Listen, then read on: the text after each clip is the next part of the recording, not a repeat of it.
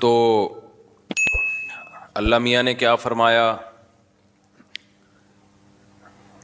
کہ بھائی اس کا علم اللہ کے سوا کسی کے پاس نہیں. جب اللہ تعالیٰ چاہے گا واقع کر دے گا، لیکن اللہ کے علم میں ہے یہ کب، اس کا ٹائم متعین ہے. پھر اللہ نے کیا فرمایا، انہا لظیٰ نزاعۃ للشویٰ. جب یہ واقع ہوگی تو جو لوگ اللہ کی نافرمانی کر رہے ہیں، جو اللہ کی آیات پر ایمان نہیں لے کر آتے، ان کو تھوڑا عذاب نہیں ہوگا. وہ جہنم کی آگ بھڑکتا ہوا انگارہ ہے، بھڑکتی ہوئی آگ ہے. نزاعۃ للشویٰ، جو کھال کو ادھیڑ کے رکھ دے گا. تدعو من ادبر وتولی، یہ جہنم کس کو اپنی طرف کھینچے گی؟ ہر اس شخص کو اپنی طرف کھینچے گی جس نے ہمارے احکام سے منہ موڑا. ادبرہ کا معنی پشت دکھائی ہمیں. آپ جب کسی کی طرف متوجہ ہوتے ہیں تو اس کی طرف چہرہ کرتے ہیں، جب منہ موڑتے ہیں، اگنور کرتے ہیں تو پشت پھیر لیتے ہیں آپ. تدعو یعنی پکارے گی یہ جہنم، بلائے گی. بالکل ایسے ہے جیسے میگنیٹ کی خاصیت ہوتی ہے لوہے کو اپنی طرف کھینچنا. پلاسٹک رکھ دیں، چپکانے کی بھی کوشش کریں تو نہیں چپکتا. تو بالکل یہی قرآن کا انداز ہے کہ جہنم جو ہے نا کھینچے گی کن لوگوں کو اپنی طرف، جن کے اندر یہ برائیاں ہوں گی. پہلی برائی من ادبر وتولی، جو اللہ کے حکام سن کے پشت دکھائے گا، پیٹھ دکھائے گا. وتولی اور منہ موڑے گا، اعراض کرے گا. آج جتنے بھی نافرمان لوگ ہیں نا، یہ صرف نافرمان نہیں ہیں، یہ اس کی کوشش بھی نہیں کرتے کہ ہمیں کسی طرح توبہ کی توفیق مل جائے. یہ اس پہ مطمئن ہے.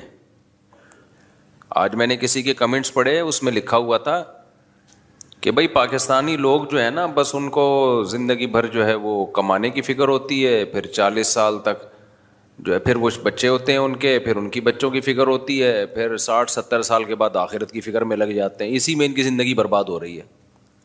یعنی اس نے آخرت کی فکر کو کتنا ہلکا لے کے بیان کیا ہے کہ پاکستانی قوم جو ہے شروع میں پڑھائی کی فکروں میں ٹائم گزرتا ہے ان کا، پھر شادی بیاہ کی فکروں میں گزرتا ہے، پھر بچوں کی شادیوں کی فکروں میں گزرتا ہے، پھر اس کے بعد یہ اس نے لکھا تھا کہ یعنی صحت کی تو فکر ہوتی نہیں ہے، بس یہ چند مخصوص فکریں ہیں. لہذا عمر جو ہے نا ان کی بڑی چھوٹی ہو گئی ہے، 60-70 سال میں مرمرا جاتے ہیں، اور گورا 80-80 90 100 سال جی رہا ہے. تو ریٹائرمنٹ کی عمریں بڑھا دی ان لوگوں نے. صحت کا تو ہے ہی نہیں. تو بھائی تو صرف اتنا کہہ دے کہ صحت کی تو فکر ہی نہیں کرتے، پہلے پڑھائی کی فکر میں لگتے ہیں، کمانے کی فکر میں لگتے ہیں، بچے پیدا کرنے کی فکر میں لگتے ہیں، اور پھر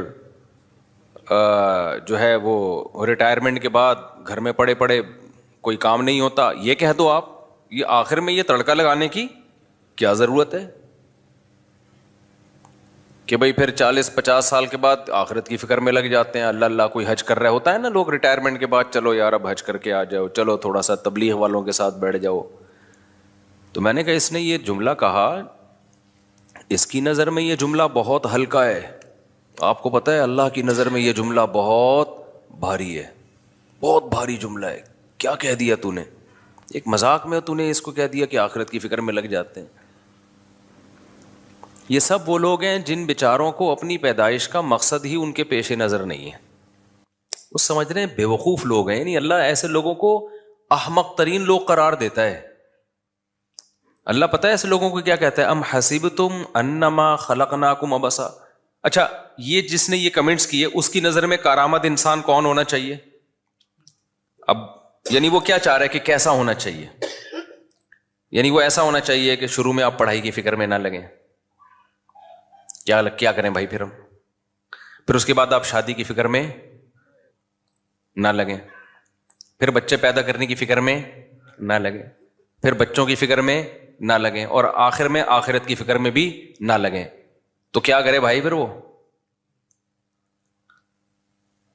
یہ لوگ نا، یہ وہ غلام لوگ ہیں جو غیر مسلموں سے اتنے انسپائر ہو گئے ہیں، متاثر ہو گئے ہیں، اتنے پاگل ہو گئے ہیں کہ کہتے ہیں نا کوا چلا ہنس کی چال اور اپنی بھی بھول گیا، یعنی گورے سے بھی 4 ہاتھ آگے نکلنے کی کوشش کر رہے ہیں. ایسی ٹینشن لیس زندگی دنیا میں کسی کی بھی نہیں ہے کہ فکروں سے مکمل ہی آزاد ہو جائیں. تبھی ایک بات اکثر کہی جاتی نا، وہ قیصر راجہ صاحب نے بڑی خاندانی بات کی تھی نا، کہ میرے بارے میں کہا کہ آپ نے دیسی ملحدوں کو بہت زیادہ ویلیو دے دی ہے. تو قیصر راجہ صاحب کی فیلڈ ہے نا یہ الحاد پہ کام کرنا. تو یہ بات واقعی میں نے مشاہدہ کیا ہے کہ یہ جو دیسی ملحد ہے نا، یہ گوروں کے ایتھیس سے 2 ہاتھ آگے ہوتے ہیں. گورا جب بات کرتا ہے نا، گورے میں جو ایتھیسٹ ہیں وہ میں بھی کر کے بات کرتے ہیں کہ بھائی ہو سکتا ہے خدا ہو سکتا ہے نہ ہو. وہ اتنا اس سے آگے نہیں بڑھتے. ان میں جو ایجوکیٹڈ لوگ ہیں خاص طور پر، وہ مذاق نہیں اڑاتے اسلامی حکام کا. آپ ان سے بات کریں وہ بھپتیاں نہیں کستے. یہ جو ہمارے دیسی لوگ ہیں نا، یہ وہ ہیں جیسے کسی غریب کے پاس نیا پیسہ آ جائے تو اپنی اوقات بھول جاتا ہے. تو یہ سمجھتے ہیں ہم ایکچولی جب ہم خدا کا انکار کریں گے نا، ہم کہیں گے اللہ نہیں ہے، خدا نہیں ہے، مذہب غلط ہے، تو دنیا ہمیں ایجوکیٹڈ اور پڑھا لکھا سمجھے گی. لوگ یہ سمجھیں گے یہ دقیانوس نہیں ہے کہ مذہب کو فالو کرنے کی وہ کر رہے ہیں. ہم بالکل براڈ مائنڈڈ لوگ ہیں، ہمارا کوئی مذہب نہیں ہے. یہ جیسے کوئی کہتا ہے نا ہمارا کوئی فرقہ نہیں ہے. یہ مسلمانوں کے سیکولر ہیں جو کہتے ہیں ہمارا کوئی فرقہ نہیں ہے. یہ نعرہ بڑا اٹریکٹیو ہے، ہمارا کوئی مذہب نہیں ہے، ہمارا کوئی فرقہ نہیں ہے. وہ شو کرتے ہیں ہم نیوٹرل لوگ ہیں. اور آپ کو پتہ ہے انسانی نیچر ہے کہ وہ ہمیشہ نیوٹرل لوگوں کی بات کو ویلیو دیتا ہے. مثال کے طور پر میرا جھگڑا چل رہا ہے ان کے ساتھ، پھڈا میرا ان کے ساتھ ہو رہا ہے، میں دعویٰ کر رہا ہوں اس نے پیسے چرائے، یہ کہہ رہے نہیں چرائے، تو اب میرے چچا سے تھوڑی فیصلہ کروائیں گے کیونکہ وہ تو نیوٹرل تھوڑی ہے بھائی، وہ تو مجھے سپورٹ کریں گے. ان کے ماموں ان کو ایک ایسا بندہ ہم لے کر آئیں گے جو نہ اس کا نہ ادھر کا. تو یہاں یہی فارمولا فٹ کرتے ہیں، دیکھو میرا تو کوئی فرقہ نہیں ہے، میں تو نیوٹرل ہوں. لوگ کہتے ہیں بندہ نیوٹرل ہے. یار یہ بات کرے گا تو قرآن حدیث کی کرے گا، اس پہ نہ دیوبندیت کی چھاپ ہے، نہ حنفیت کی چھاپ ہے، نہ شافیت کی چھاپ ہے، نہ اہل حدیث ہے. یہ بندہ کیا ہے؟ نیوٹرل. یہ نفسیات سے کھیلنے والی باتیں. ابھی میں بتاتا ہوں یہ منجنوں میں گڑبڑ کیا ہو رہی ہے. اسی طرح جو ایتھیس لوگ ہیں نا، جو دیسی ایتھیسٹ ہیں، جو یہاں سے گئے اور وہاں جا کے بہک گئے کیونکہ انہوں نے کبھی اتنا چڑیاں پہنی ہوئی عورتیں دیکھی نہیں تھی. اتنی بڑی تعداد میں شراب کباب، جب وہاں گئے نا تو پاگل ہو گئے، بے یہ کیا ہے یار، یہ لائف یہ ہے انجوائمنٹ اصل. تو شراب کباب اور وہ اوٹ پٹانگ، اتنا جتنا گورا بھی نہیں ہوگا اس میں. تو بالکل ہی پھر ان کو یہ مولوی لوگ اور یہ مذہب اور یہ مدرسے سب کیا لگتے ہیں. تبھی یہ آپ کو پتا ہے گوروں میں ہومو سیکشولیٹی کے خلاف بہت سارے ملحد بھی ہیں، لیکن دیسی ملحد کوئی آپ کو ہومو سیکشولیٹی کے خلاف نہیں ملے گا. وہ سارے کہتے ہیں سب کو اس گند میں ڈال دو، وہ اس میں لگے ہوئے آگے.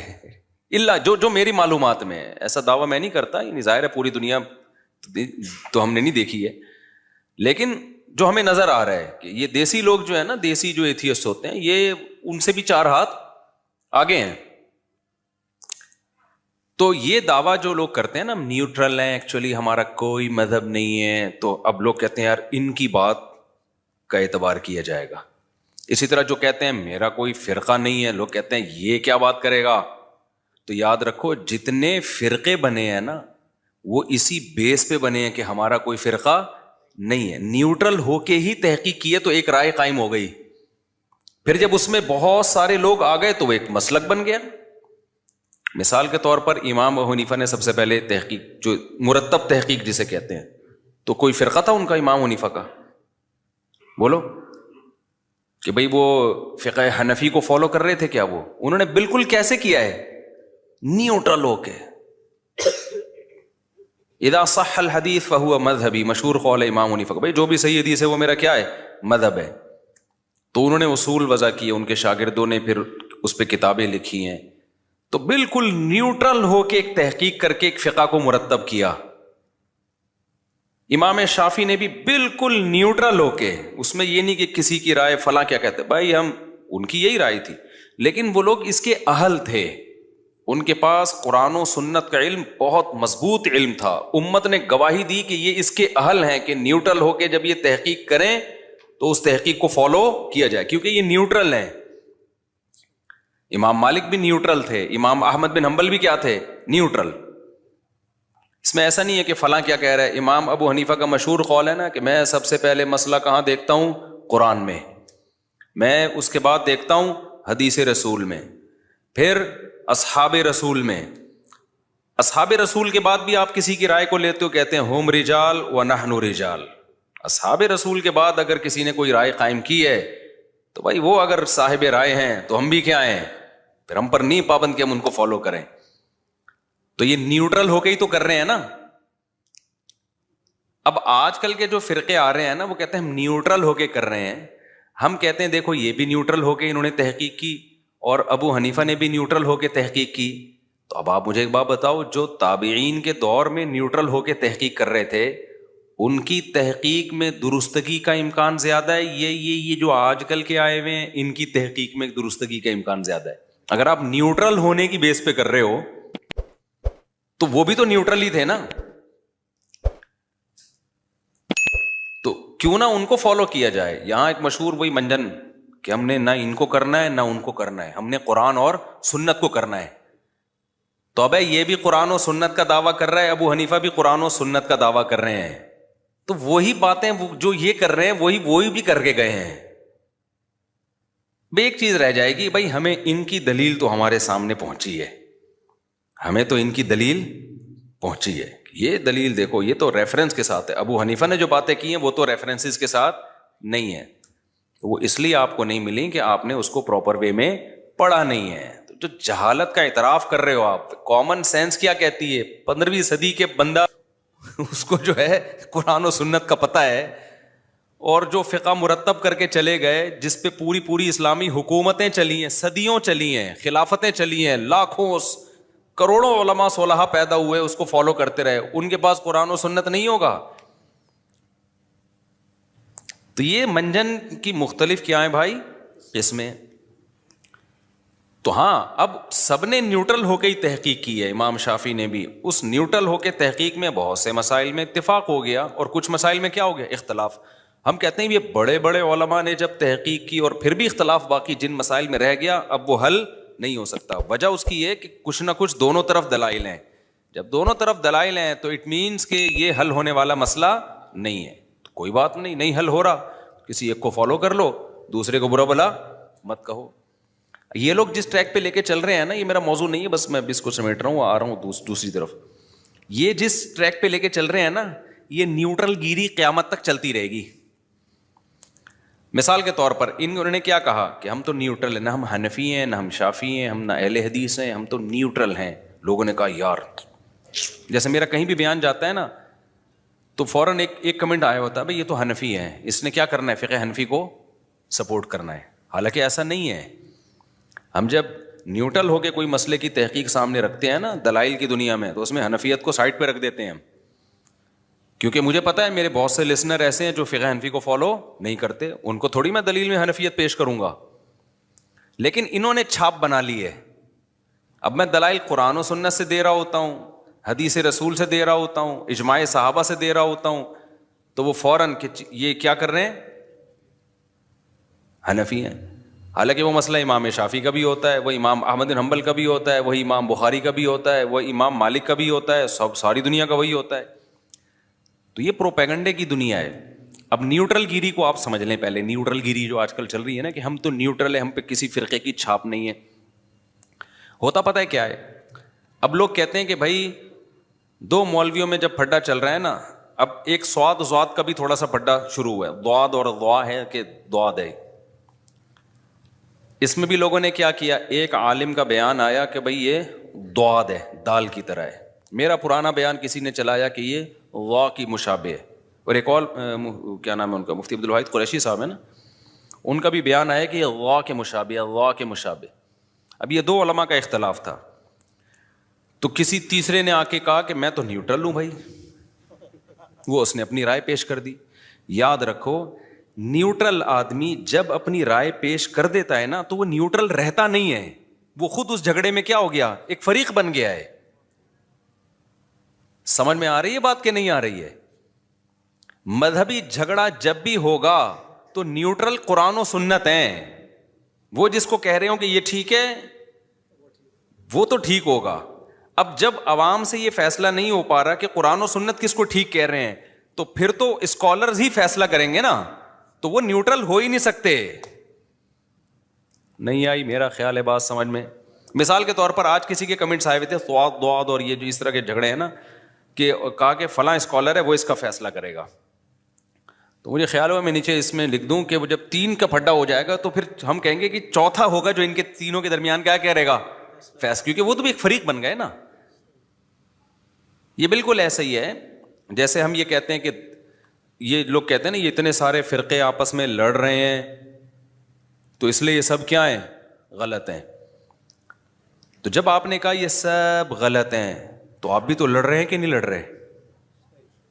نہیں یہی بات میرا خیال ہے, کیونکہ یہ سب آپس میں ایک دوسرے کو غلط کہہ رہے تھے. آپ نے کہا کہ یہ سب غلط ہیں تو سب غلط ہو کر ایک اور فرقہ وجود میں آ گیا, تو آپ بھی اسی بیس پہ پھر آپ بھی غلط ہو گئے. کیونکہ جب یہ سب آپس میں لڑنے کی وجہ سے غلط ہیں تو پھر آپ بھی تو ان سب سے لڑنے کی وجہ سے آپ تو سب سے بڑے غلط ہو گئے کہ یہ تو پھر بھی کوئی ایک سے لڑ رہا ہوگا دوسرے کو سپورٹ کر رہا ہوگا. اور اگر سارے آپس میں لڑ رہے ہیں تو آپ بھی تو ان سب سے لڑ رہے ہو اور یہ سب آپ سے بھی لڑ رہے ہیں. تو وہی جنگ جس کی وجہ سے یہ غلط تھے اسی جنگ میں آپ بھی کیا ہو گئے ہو. تو یہ جو منجن بکھ رہا ہے نا کہ سارے فرقوں کو ختم کر کے لڑائی ختم کرنی ہے, یہ منجن ہی غلط ہے. یہ لڑائی قیامت تک ختم نہیں ہو سکتی, کیونکہ ان فرقوں سے ہٹ کر ذرا اوپر جاؤ. یہ تو قرآن و سنت کا سہارا لیتے ہیں نا.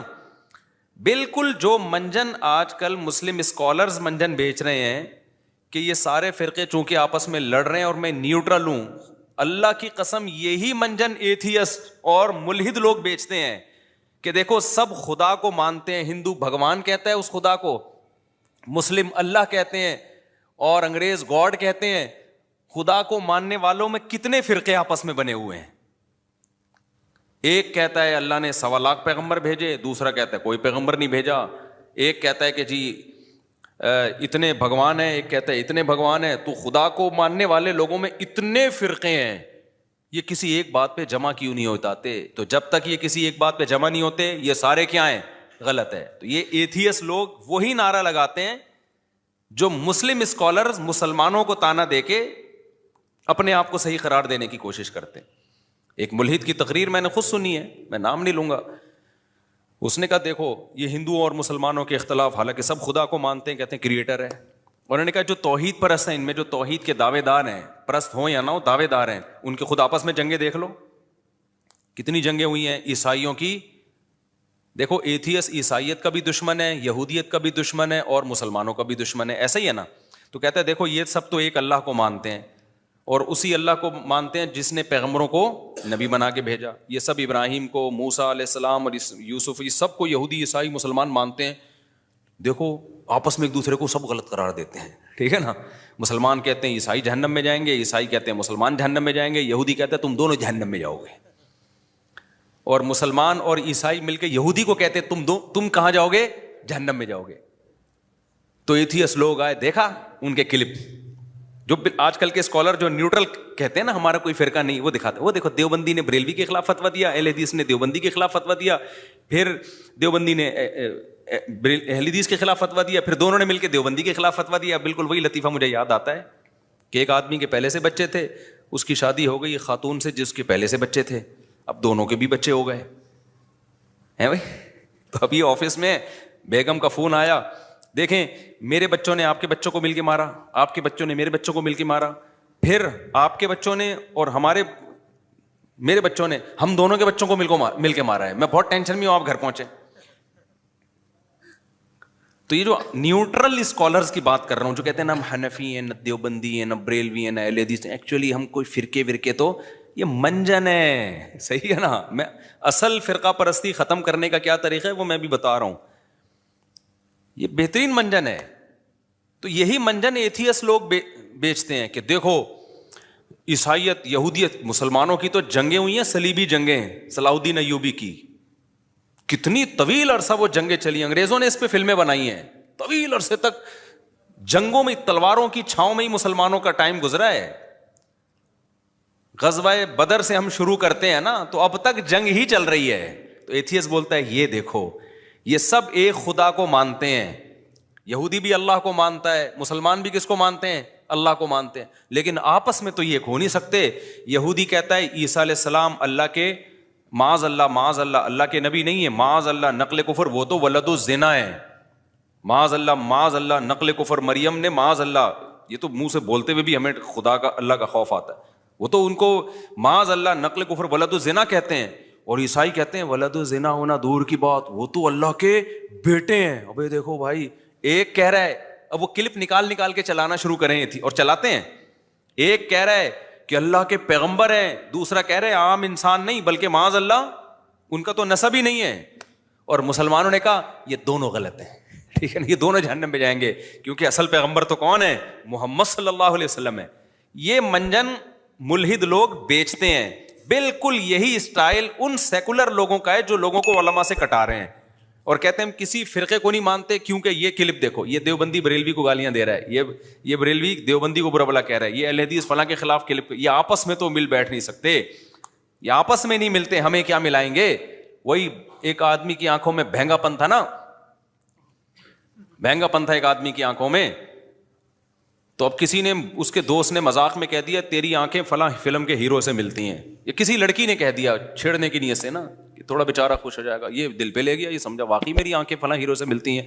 تو اپنے دوست سے اس نے کہا کہ بھائی ذرا میری آنکھوں میں آنکھیں ڈال کے بتانا میری آنکھیں فلاں فلم کے ہیرو سے ملتی ہیں کہ نہیں ملتی. اس نے بہت غور سے آنکھوں کی میں گھس کے کہا یہ تو آپس میں نہیں ملتی, فلاں سے کہاں سے ملیں گی یہ. تو یہ اسکالر کیا کہتے ہیں بھائی, یہ دیوبندی بریلوی اہل حدیث یہ تو آپس میں ہی مسئلے حل نہیں کر پا رہے, ان سے بولو پہلے اپنے مسئلے تو حل کرو. یہ تو اس لیے ہم فرقہ پرستی کے خلاف ہیں, ہم جو دین لا رہے ہیں وہ کیا ہے؟ بالکل یہی اسٹائل کس کا ہے؟ ملحدین کا. تو جو جواب ہم ملحدین کو دیتے ہیں وہی ہم کس کو دیتے ہیں؟ ان اسکالرس کو دیتے ہیں کہ بھائی صاحب اگر یہودی عیسائی مسلمان ایک دوسرے کو غلط قرار دے رہے ہیں تو محض ایک دوسرے کو غلط قرار دینے کی بیس پہ تینوں غلط نہیں ہو جاتے. بعض دفعہ تین آدمی لڑ رہے ہوتے ہیں, ایک حق پر ہوتا ہے, دو کیا ہوتے ہیں؟ ناحق ہوتے ہیں. اس بیس پر کسی کو غلط قرار دینا ٹھیک نہیں ہے. محلے میں دو آدمی لڑ رہے ہیں, آپ نے کہا دونوں لڑ رہے ہیں دونوں غلط ہیں, آپ نے آ کے دونوں کو کوٹنا شروع کر دیا. تو جس بیس پہ آپ نے دونوں کو غلط قرار دیا اس بیس پہ آپ خود بھی غلط ہو گئے کہ نہیں ہو گئے؟ پھر تو کوئی ایتھیس سے ہٹ کے کوئی نیا بندہ ہے وہ کہے کہ میں ایتھیس کو بھی نہیں مانتا. ایک چیز مارکیٹ میں آئی ہے جس کو فری تھنکر کہا جاتا ہے. فری تھنکر, یہ مجھے پتا چلا جب میں ملیشیا میں گیا نا, تو ایک بندہ ویسی گپ شپ ہو رہی تھی, میں نے کہا آپ کا مذہب کیا ہے؟ اس نے کہا میں فری تھنکر. ابے میں نے کہا یہ کیا ہے؟ تھنک سے ہی فری ہو گیا. فری تھنکر کا مطلب خالص ذہن ہوں میں. وہ یہ دلیل دے سکتا ہے کہ ایتھیس کہہ رہا ہے خدا نہیں ہے, مسلمان کہہ رہے ہیں اللہ ہے, اور یہودی بھی کہہ رہے ہیں اللہ, یعنی کچھ لوگ کہہ رہے ہیں اللہ ہے, کچھ کہہ رہے ہیں اللہ نہیں ہے. پھر جو کہہ رہے ہیں اللہ ہے ان میں اتنے فرقے ہیں, کوئی کہہ رہے ایک ہے, کوئی کہہ رہے بہت سارے ہیں. اس کا نام کیا ہے اس میں اختلاف ہے. مسلمان کہتے ہیں اس کا نام اللہ ہے, ہندو کہتے ہیں اس کو کیا کہتے ہیں؟ بھگوان کہتے ہیں. پھر جو ایک خدا کو مانتے ہیں ان میں کتنے فرقے ہیں. ایک کہتے ہیں عیسیٰ علیہ السلام اللہ کے بیٹے ہیں, عام پیغمبروں سے بھی بہت اونچے ہیں, وہ تو اللہ کے بیٹے ہیں. ایک کہہ رہے کہ وہ تو معاذ اللہ نقل کفر, وہ تو ولد الزنا ہے, نقل کفر کفر نباشت. اور مسلمان کہہ رہے ہیں بھائی کہ عیسیٰ اللہ کے نبی ہیں, لیکن محمد صلی اللہ علیہ وسلم وہ بھی اللہ کے نبی ہیں. تو وہ فری تھنکر کیا, اور دوسرا کہہ رہے خدا سرے سے ہے ہی نہیں. تو اس نے کہا یہ سارے غلط ہیں. صحیح کیا ہے بھائی؟ صحیح میں ہوں, صحیح میں ہوں. کیوں صحیح ہو؟ کیونکہ یہ سارے کیا ہیں؟ ابے تو تیرا بھی تو کوئی نظریہ ہوگا نا. اب وہ اگر کوئی نظریہ اختیار کرتا ہے تو وہ بھی فریق کا حصہ بن جاتا ہے. وہ کہتا ہے خدا نہیں ہے تو چل تو بھی تو اسی فریق کا حصہ بن گیا. وہ کہتا ہے خدا ہے تو بھائی ہے تو کس تفصیل کے ساتھ ہے؟ ایک ہے یا بہت سارے ہیں؟ ایک ہے تو آسمانی کتابوں کا ماننے والا ہے. پھر تو کہ پھر جو ہے عیسیٰ اللہ کے بیٹے ہیں یا نہیں ہے, تو بھی تو اسی جنگ میں آ گیا نا بھائی. تو وہ اس کے جواب میں کہتا ہے میرا کوئی کانسیپٹ ہی نہیں ہے, میں فری تھنکر ہوں. یہ مطلب ہے میرا کوئی فرقہ نہیں ہے. جب کہتا ہے نا کوئی میرا کوئی فرقہ نہیں ہے، تو اس کا مطلب میں فری تھنکر، وہ جو جس کا اینڈ وہاں ہوا تھا نا، تو بھی یہی ہے. تو یہ مارکیٹ میں منجن کیا ہو رہا ہے. تو بھائی آپ نہ فرقوں کو ختم کر سکتے ہو، کوشش کرو ختم کرنے کی. کوشش کیسے کرو؟ آپ اس میں تحقیق کرو ان میں صحیح کون سا ہے، جو صحیح ہے اس کو سپورٹ کرو. اس صحیح میں اگر کچھ غلطیاں ہیں تو ان کی اصلاح کی کوشش کرو. یہ طریقہ ہے. اور چھوڑ دو جو صحیح نہیں ہوتا اس کو اپنے حال پہ چھوڑ دو، وہ آپ کے ذمہ نہیں ہے. نہ قیامت میں آپ سے سوال ہوگا. ہمارے نبی صلی اللہ علیہ وسلم کو اللہ نے بھیجا، فرقوں کو ختم کرنا تو بات کی بات ہے. سب سے پہلے تو دنیا کے مختلف مذاہب کا مسئلہ تو فرقوں سے بھی اوپر کی چیز ہے نا. ارے ایک آدمی دیوبندی بریلوی اہل حدیث بن جاتا ہے، یہ زیادہ برا ہے، یہ وہ ہندو ہو جاتا ہے، یہ زیادہ برا ہے. ہندو ہو کے تو وہ مانتا ہی نہیں قرآن کو. تو فرقوں کے ختم کرنے سے بڑا ٹاسک جو ہمارے پاس ہے وہ تو مختلف مذاہب کو ختم کرنا ہے. کیونکہ ہمارا یہ دعویٰ ہے کہ اسلام ہی نجات کا واحد ذریعہ ہے. لیکن کیا کر پائے ہم لوگ اب تک؟ اب کوئی ایتھیسٹ کہے کہ تم لوگ آپس میں اختلاف ختم نہیں کر پا رہے، تمہارے تو اتنی جنگیں، تمہاری تو، ہم کہیں گے نہیں کر پا رہے بھائی، ہمارے بس میں نہیں ہے. ہم حق بیان کر دیتے ہیں بھائی یہ ٹھیک ہے، جس نے ماننا ہے مانے، نہیں مانا تو ہمارے پاس وہ ڈنڈا ہے نہیں چلانے کے لیے. اور اسلام نے ہمیں اجازت بھی نہیں دی ہے کہ ڈنڈا چلا کے لوگوں کو مسلمان کرو. بلکہ اسلام نے کیا کہہ دیا؟ لا اکراہ فی الدین، دین میں کوئی زبردستی نہیں ہے. قد تبین الرشد من الغی، اللہ کہتے ہیں میں نے حق اور باطل کو واضح کر دیا ہے. تو جب زبردستی نہیں ہے تو کوئی بات نہیں. وَلِذَٰلِكَ خَلَقَهُمْ، اللہ پتہ کیا جواب دیتا ہے کہ تم فرقوں سے ٹینشن میں ہو. فرقوں سے بڑا مسئلہ کیا ہے؟ مذہب. جو مذہبی لوگوں کے چینج ہیں، فرقے کم از کم اللہ رسول کو مان تو رہے ہیں نا. تشریحات میں ڈنڈی مار رہے ہیں، گڑبڑ کر رہے ہیں. کچھ ڈنڈی نہیں مار رہے، کچھ ڈنڈی مار رہے ہیں. اس سے بڑی گمراہی تو یہ کہ اللہ ہی کے منکر ہیں بہت سے لوگ. اس سے بڑی گمراہی تو یہ کہ بہت سے لوگ تو اللہ کے ساتھ غیروں کو شریک کر رہے ہیں. تو اب اس پہ نبی بھی پریشان ہوتے تھے کہ یہ کیوں نہیں مان رہے. تو اللہ نے کیا جواب دیا؟ وَلِذَٰلِكَ خَلَقَهُمْ، قرآن کی آیت ہے. اللہ نے اسی لیے پیدا کیا ہے کہ اختلاف رہے ان میں. کیوں؟ اختلاف میں آزمائش ہے کہ تم دیکھتے ہو اس حق کو سپورٹ کرتے ہو یا تم باطل کو. یہ اس طرح رہے گا. یہ عیسیٰ ابن مریم آ کے ختم کریں گے علیہ الصلوۃ والسلام. سارے فرقے ختم ہو جائیں. وہ تلوار کی طاقت سے ہوں گے، وہ بھی مناظروں سے نہیں ہوں گے. وہ تلوار کی طاقت سے ختم کریں گے عیسیٰ علیہ السلام آ کے. کیونکہ کون آپ کی دلائل سے کچھ لوگ مان لیتے ہیں، کچھ پھر بھی ڈٹے رہتے ہیں. کیونکہ بہت سے لوگوں کے مفاد وابستہ ہوتے ہیں، ان کو بات سمجھ میں آ رہی ہوتی ہے لیکن پھر بھی نہیں مانتے. آج ایک آدمی میرے سے الجھا نا، کہہ رہے ہیں آپ یہ کہہ رہے ہو عدالتی خلا معتبر نہیں ہے. عدالتی خلا معتبر جب ایک عورت نہیں رہنا چاہتی، جب ایک عورت نہیں رہنا چاہتی، اس پہ زور لگا رہے ہیں. میں نے کہا بھائی اگر ظلم کر رہا ہے تو پھر تو ہم بھی یہ کہتے ہیں کورٹ کا خلا معتبر ہے. جب ظلم نہیں کر رہا، اس کے بیسک حقوق پورے کر رہا ہے، کہہ رہے ہیں ٹھیک ہے کر رہا ہے لیکن وہ نہیں رہنا چاہتی، وہ نہیں رہنا چاہتی. وہ مجھے نا ظہر کے بعد وہ اسی طرح، تو کیوں اس کو مجبور کر رہے ہیں؟ فائدہ کیا رہنے کا؟ میں نے کہا اس کا حل شریعت نے بتایا ہے کہ اگر حقوق بھی ادا کر رہا ہے لیکن عورت کو کسی بھی وجہ سے میاں پسند نہیں آ رہا، تو اللہ نے ایک راستہ رکھا ہے کہ بھائی شوہر سے طلاق کا یعنی خلا کا مطالبہ کر لو. اور خلا طلاق ہی ہے. اس کو بولو مہر لے لے بھائی میری جان چھوڑ دے. شوہر اگر اس بات کو سیریس نہیں لیتا تو کورٹ میں کیس کر دے. کورٹ میں یہ کیس نہیں کرے جج میں آپ کی بیوی ہوں لہذا آپ مجھے طلاق دے دو. کورٹ میں کہے کہ میں بیوی جس کی ہوں دے گا وہی، آپ صرف اپنی بیوی کو دیں گے. ہاں میں جس کی بیوی ہوں نا مجھے وہی دے گا، لیکن وہ میری بات کو سیریس نہیں لے رہا. کورٹ کا مطلب یہ ہوتا ہے کہ شوہر سیریس لے. آپ اس کو نوٹس بھیج کے بلائیں تو شوہر پھر سیریس لے گا. اور شوہر کو یہ بھی اطمینان ہو جائے گا کہ بھائی جب عدالت انوالو ہوتی ہے تو میرا مہر مجھے لازمی ملے گا، ورنہ ایسا نہ ہو میں نے ادھر طلاق دی اور مہر بھی لے کے بیوی شارٹ ہو جائے. تو جتنے بھی پھر خلا کے بعد کے جو مسائل ہیں، عدت کا خرچہ، اس میں کورٹ انوالو ہوگی. جب کورٹ انوالو ہوتی ہے تو بھاگنے کا راستہ نہیں رہتا، نہ شوہر کے لیے نہ بیوی کے لیے. تو میں نے کہا یہ راستہ اگر وہ دے دیتا ہے تو ٹھیک ہے، نہیں دے دیتا تو پھر کیا کرے؟ صبر کرے وہ. کیونکہ طلاق کا حق، نکاح ختم کرنے کا حق تو مرد کے پاس ہے. پھر وہی نہیں، جب وہ نہیں رہنا چاہتی ہے، یہی اسٹائل تھا ان کا. نہیں مفتی صاحب آپ آج ہی کی بات ہے ظہر کے بعد، جب وہ نہیں رہنا چاہتی ہے، میں نے کہا میرے بھائی چھوڑ دے اسلام کو. پھر میں نے کہا میں آپ عقل سے ثابت کرنے میرے پر تھوپ رہے ہو ایک مسئلہ. یہ پتہ ہے کیا ایک لاجک پیش کرتے ہیں، ایک عورت نہیں رہنا چاہتی تو کیوں اسلام اس کو مجبور کر رہا ہے رہنے پر؟ اسلام کہہ رہا ہے یہ آپشن آپ کے پاس نہیں ہے کہ جب وہ بیسک حقوق ادا کر رہا ہے تو بھاگنے کا آپشن آپ کے پاس نہیں ہے، آپ کے پاس نہیں ہے یہ رائٹ.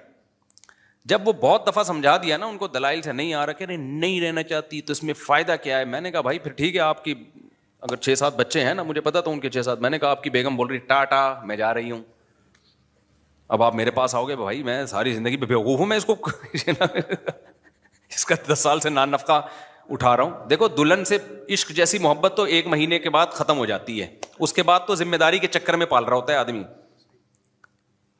اب جو تمہیں دلہن سے پہلی رات میں لگاؤ تھا، کیا وہ اب بھی ہے؟ کوئی نہیں دیکھ رہا تمہیں. 20-30 سال 10 سال کے بعد تھوڑی ہوتا ہے وہ لگاؤ. محبت دوسرے اسٹائل میں ہوتی ہے. میرے بچوں کی ماں ہے، میرے ساتھ اس نے اتنا ٹائم گزارا، اس لحاظ سے تو ہوگی. وہ جذبات تھوڑی ہوتے ہیں. پہلی رات میں تو جو ہے نا، یا شروع کی راتوں میں تو دوست برے لگ رہے ہوتے ہیں، گٹر کے ڈھکن جن پہ ساری زندگی گزار دی وہ برے لگ رہے ہوتے ہیں. لیکن کیا یہ جذبات بعد میں رہتے ہیں؟ اس کے بعد ذمہ داریاں سمجھ کے، یار وائف ہے میری، جو ہے نا میرے والد کی بہو ہے، میرے بھائیوں کی بھابھی ہے، اور جو ہے کیا نام ہے، ایک میں چھوڑ دوں گا، بدنام ہو جاؤں گا سوسائٹی میں، عزت کا، اور اس کی بھی زندگی برباد ہوگی. تو 10 سال 15 سال اس نے کیا کیے؟ گھر بسانے کے لیے قربانی دی ہے. اگر اس کو پتا ہوتا 15 سال کے بعد یہ نکل جائے گی تو کہتا ابھی نکل جا بھائی، میں پاگل ہوں، میں 10 بچے پیدا کر کے، یہ 6 بچے پیدا کر کے تجھے نکالوں گا یہاں سے. اب آپ اس 6 بچوں کے بعد اس کو آپشن بول رہے ہو کہ وہ جب نہیں رہنا چاہتی، وہ جب نہیں، وہ ان کا اسٹائل ہی یہی تھا. تو میں نے کہا آپ کی بیگم آج بولے 6 بچوں کے بعد کہ میں جا رہی ہوں، آپ بولو گے کہ میں پاگل ہوں؟ بھائی جو تجھے 10 سال 15 سال سے میں پال رہا ہوں، تو پہلے چلی جاتی، پہلے چلی جاتی نا تو. تو میں نے کہا ٹھیک ہے، آپ اپنی بیگم کو یہ مسئلہ بتائیں کہ بیگم کوئی بھی پسند آ جائے نا تمہیں تو تمہارے پاس یہ آپشن ہے، تو تم چلی جانا. اور جب میں تمہیں روکوں گا تو تم کہنا جب میں نہیں رہنا چاہتی تو مجھے کیوں روک رہے؟ تو آپ یہ بولو گے کہ پھر پہلے بول دیتی نا مجھے.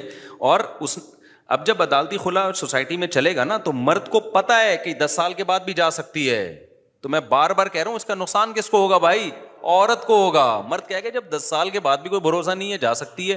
آپ کہہ سکتے ہو نہیں جی ہمیں اپنی بیوی پہ بڑا اعتماد ہے، بڑی نیک ہے، یہ 10-20 سال کے بعد بھی نہیں جائے گی.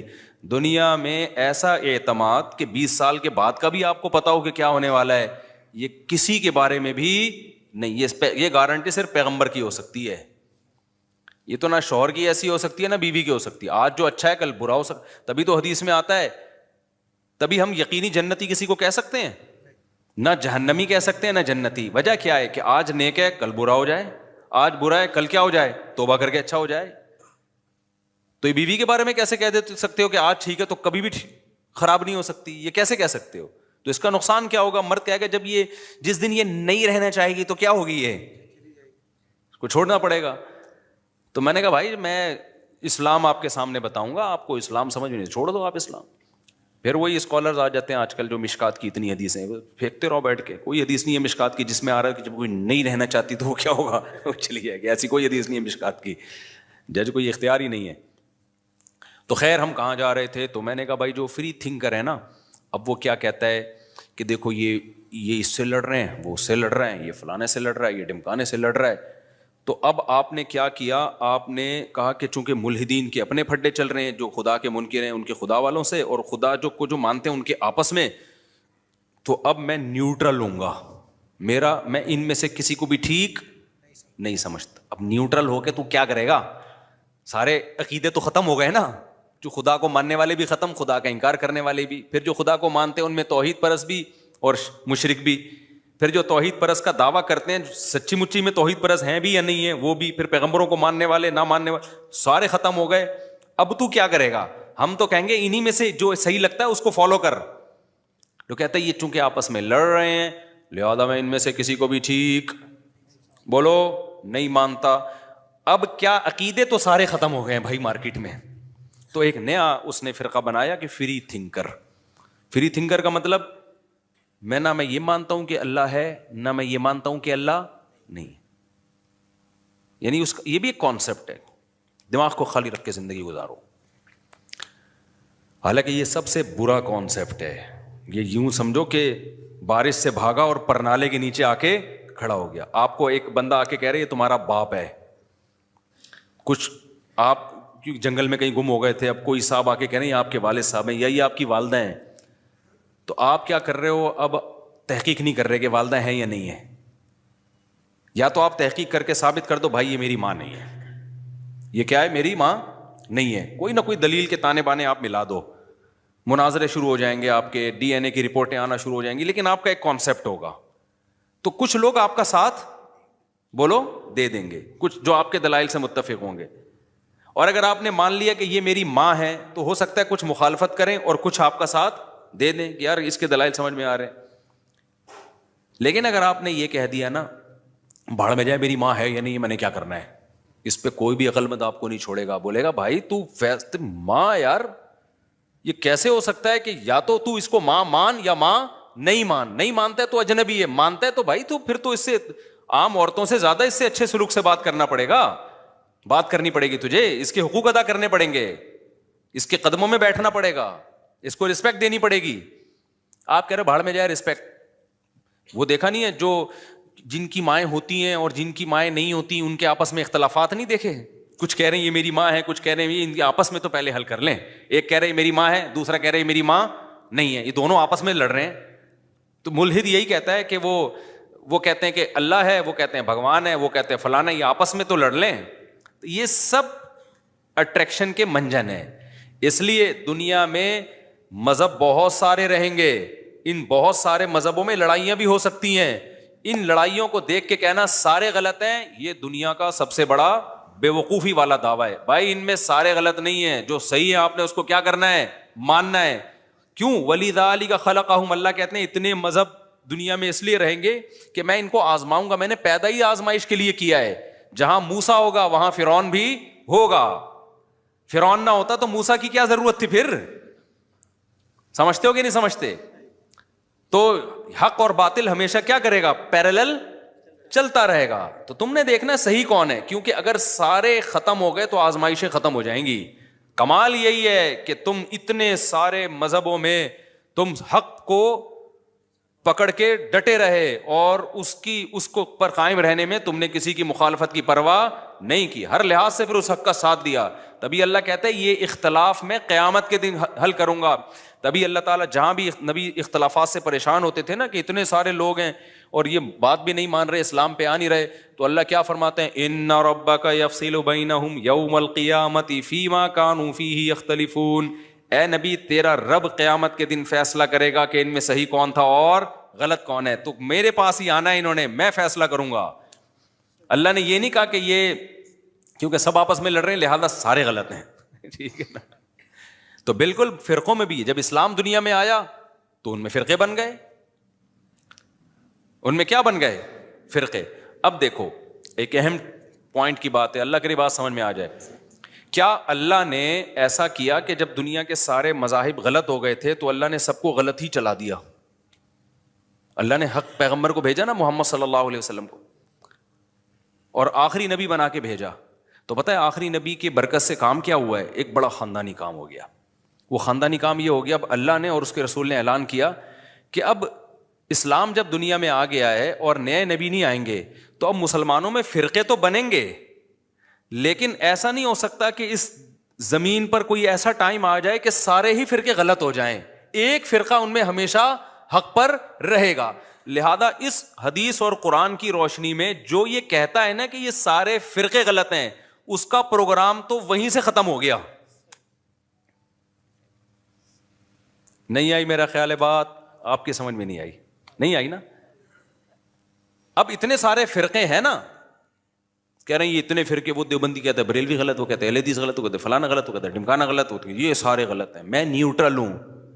تو آپ کا نیوٹرل ہونا قرآن و سنت کی روشنی میں آپ کے گمراہ ہونے کی دلیل ہے.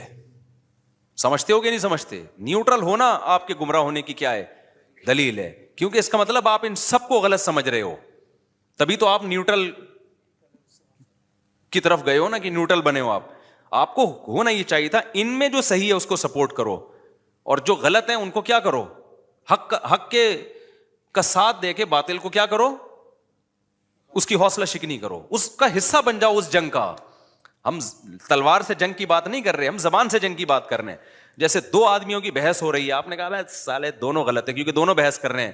نا نا نا نا نا نا نا, اگر حق ان دونوں میں منحصر ہے, یا تو یہ ہو سکتا ہے کہ دونوں واقعی غلط ہوں, لیکن اگر آپ کو دلیل سے ثابت ہو گیا کہ یہ 6 آدمی آپس میں بحث کر رہے ہیں, یہ 6 غلط نہیں ہو سکتے, ان میں ایک صحیح ہے باقی 5 کیا ہیں, غلط ہیں, تو پھر ان کی بحث اور مناظرے اور فتوے بازی کی بیس پہ آپ نے یہ کہنا کہ یہ سارے غلط ہیں, یہ غلط ہوگا, کیونکہ ہمیں بتا دیا کہ ان 6 جو بحث کر رہے ہیں دلیل سے پتہ چل گیا ان میں ایک ٹھیک ہے. تو اب آپ نے اس بحث سے جان نہیں چھڑانی ہے, جو صحیح ہے اس کا حصہ بن کے آپ نے بھی اس بحث میں ان کے ساتھ شریک ہو جانا ہے. بھائی جان جس کی سمجھ میں آ رہی ہے ذرا ہاتھ کھڑا کریں. مجھے لگ رہا ہے یہ ٹیکنیکل باتیں ہو رہی ہیں جو اوپر سے گزر رہی ہیں, سب کی سمجھ میں آ رہا ہے الحمدللہ. بعض دفعہ آسان بات ہوتی ہے, میں ویسے ہی سوال کھڑا کر دیتا ہوں اس میں. تو اب میں آپ کو بتاتا ہوں, بات ادھر چلی گئی ہے تو اس کو کمپلیٹ کریں میرے بھائی. اور ایک بات آپ کو بتاؤں یار, تم ابھی چھوڑو پھر میں وہی الفاظ استعمال کروں گا نا. دیکھو علم علماء دیوبند کے پاس ہے, آپ کو صحیح بات بتاؤں میں, علم علماء دیوبند کے پاس ہے. علم میں ایک ہوتی ہے کوانٹٹی, ایک ہوتی ہے عمق. میں نیوٹرل ہو کے یہ بات کر رہا ہوں. آپ کہہ سکتے ہو کہ آپ تو دیوبندیت کی چھاپ آپ پہ لگی ہوئی ہے, لیکن میں نے کیا بتایا کہ جب آپ فریق مخالف سے خطاب کرتے ہیں نا تو پھر نیوٹرل ہونا پڑتا ہے. جیسے میں اگر عیسائیت سے بات کروں گا تو میں قرآن کے دلائل تھوڑی دوں گا ان کو, کیونکہ ہم تو اسلام کو مانتے ہی نہیں, تو میں قرآن سے ہٹ کے پہلے قرآن کے برحق ہونے کی دلیل دوں گا, وہاں مجھے نیوٹرل ہونا پڑے گا. تو میرے عقائد وہی ہیں جو علماء دیوبند کے عقائد ہیں, کیوں ہیں وہ میں بھی بتاتا ہوں. لیکن جب میں اہل حدیث سے بحث کروں گا, جب میں کسی بریلوی مکتبہ فکر سے بحث کروں گا, پھر میں تھوڑی دیوبندیت کا حوالہ دوں گا کہ حضرت مولانا تھانوی نے یہ لکھا تو پھر میں اس سے اوپر جاؤں گا. میں کس کی بات کروں گا؟ اپنا برحق ہونا. یہاں تک کہ علماء دیوبند کا برحق ہونا بھی میں قرآن و سنت سے ثابت کروں گا, اور اگر ثابت نہیں ہوگا تو مجھے چھوڑنی پڑے گی دیوبندیت. تو میرا مقصد تو صرف یہ ہے کہ یہ جو لیبل لگنے کی وجہ سے لوگوں نے کہا ہے نا کہ یہ اتنے سارے فرقے ہیں, لہذا یہ لیبل غلط لگایا جا رہا ہے. یہ صرف کیا ہے, ایک منجن بیچا جا رہا ہے, ایک اچھا عنوان لگا کے, اور کچھ بھی نہیں ہے. تو میں اب دیوبندیت سے نکل کے بات کر رہا ہوں, نیوٹرل ہو کے, کہ ہم نے ہر طرح کے علماء کی کتابیں پڑھی ہیں. علم میں کوانٹٹی بہت ہے, علم کے اندر جو عمق اور گہرائی چاہیے نا, جو گرفت چاہیے, وہ ہم نے بر صغیر میں علماء دیوبند ہی میں دیکھی ہے. جب آپ ڈیپتھ میں جاتے ہو نا کسی چیز کی, المحند المفند کا واقعی مجھے کچھ نہیں پتا تھا کیا ہے یہ تو لوگوں نے اچھالا اس کو. جب میں نے اس کا مطالعہ کیا, اس کے دلائل دیکھے, میں نے کہا یار یہ تو خاندانی کام ہے, خدا کی قسم یہ تو بڑے زبردست عقائد ہیں. یہ تو وہی عقائد ہیں جو صدیوں سے چلے آ رہے ہیں اور قرآن و سنت سے مزین ہیں.